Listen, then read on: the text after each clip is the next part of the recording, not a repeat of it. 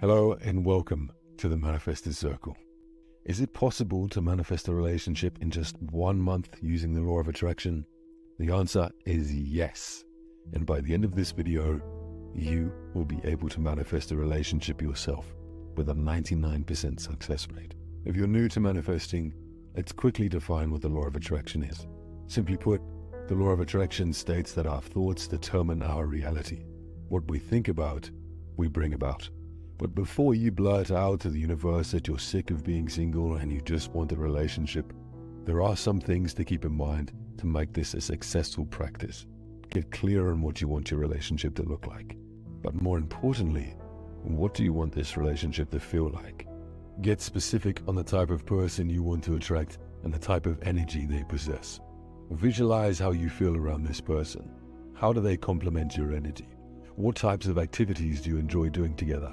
Get as specific as possible and feel this energetically. Though it's tempting to say what we don't want, avoid doing that in this process. Instead of saying that you don't want to manifest a workaholic, rephrase it to something like, I want to attract a significant other with a healthy grasp of a work-life balance. The reason for this is that we attract what we think about. The universe won't hear that you don't want a workaholic and will just attract what your energy is focused on, which is a workaholic. The universe is always working in your favor, and you can manifest a relationship with anyone. This doesn't even have to just pertain to romantic relationships. You can manifest a friendship, mentor, business relationship, and etc. Next, declare your timeline.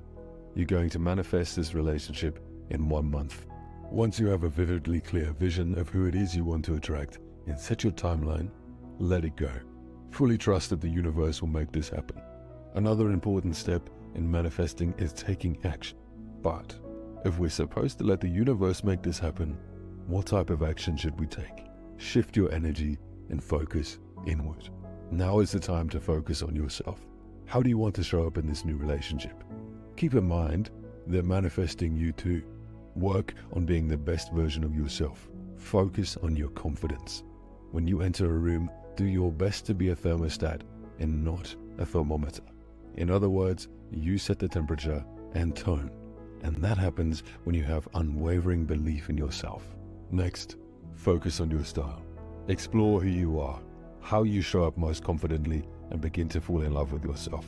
We can only love as deeply as we choose to love ourselves. So practice some self-love and self-care.